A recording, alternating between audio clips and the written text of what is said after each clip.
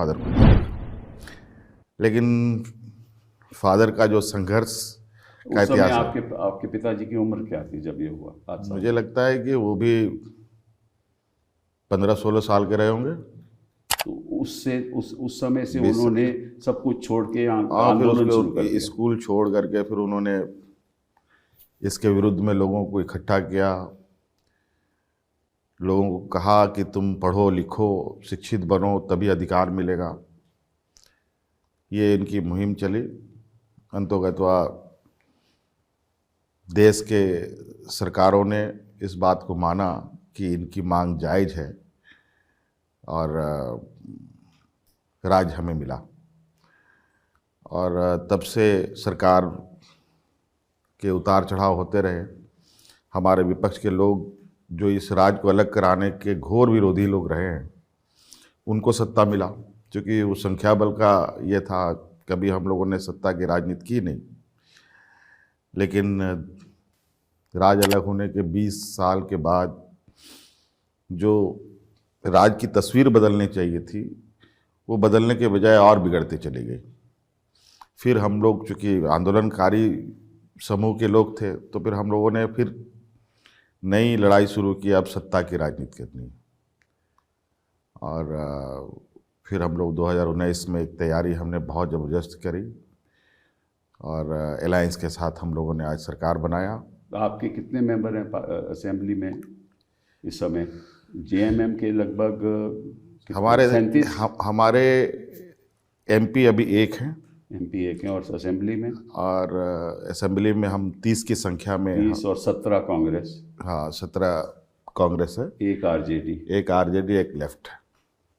और total assembly की strength 81 है। 25 भाजपा के 25। हाँ, 81 का स्ट्रेंथ है हमारे। हाँ, तो भाजपा के 25 है। और 42 का ये है, हाउस है। लेकिन सवाल आपने मुझे जवाब नहीं दिया कि आपने उस समय बाबूलाल मरांडी जी चीफ मिनिस्टर थे? नहीं, उस समय अर्जुन मुंडा जी थे। मुंडा जी से तो आप डिप्टी चीफ मिनिस्टर? मैं डिप्टी। तो आपने सरकार क्यों छोड़ी? क्या है कि हम लोग स्टेट और रीजनल पार्टी हैं, और आमतौर पर ये देखा गया है, और मैं महसूस करता हूँ जैसे समंदर में बड़ी मछली छोटी मछली को खा जाती है। समहाउ उस समय सरकार में मुझे इस बात का एहसास होने लगा था कि शायद हमारी पार्टी को नुकसान होगा, और उसमें हमें कई मंत्री विधायक को मुझे पार्टी से भी निकालना पड़ा था। सरकार अगर इनके साथ चले तो फिर ये झारखंड मुक्ति मोर्चा बचेगा नहीं, फिर ये लड़ाई लड़ेगा कौन फिर गरीबों के प्रति। तो आप छोटी मछली से बड़ी मछली बनना चाहते हैं? हाँ, यही था। तो मैं आज भी बोलता हूँ, और हमें बहुत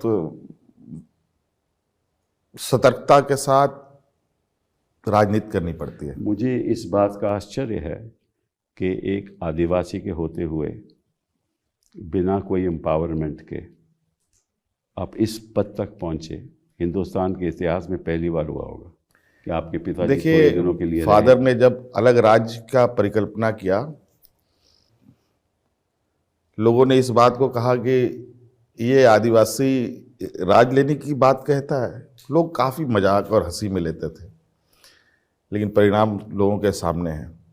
वही मैंने जब सरकार बनाया तो मेरे साथ भी यही हुआ कि ये सरकार कहाँ चला पाएगा, ये तो 2-4 दिन में सरकार गिर जाएगी।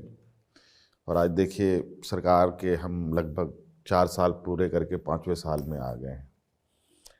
कई चुनौतियों, कई बाधाओं के साथ पॉलिटिकल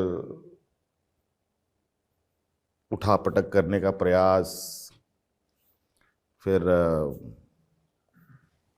कई एजेंसियों का राज के ऊपर। ज़्यादा आपको बहुत मोहब्बत लगती है एजेंसी की आपके साथ? कोई रोज़ के रोज़ आपको एक समन दे देते हैं? चुनौती तो हम लोगों ने बचपन से ही देखा है, इसमें कोई ये नहीं है। कुछ ये बताओ, लेकिन अभी सॉरी आपको मैं इंटरप्ट करना चाहता हूँ, ये जो आपको समन रोज़ आते हैं, कोई FIR भी आपके खिलाफ है? यही तो खास बात है। पता नहीं, नियम कायदे कानून का तो हमें बहुत ज़्यादा ज्ञान नहीं है, ना हमारे वर्गों में भी लोगों में इस तरीके के कानून के जानकार लोग हैं। लेकिन जब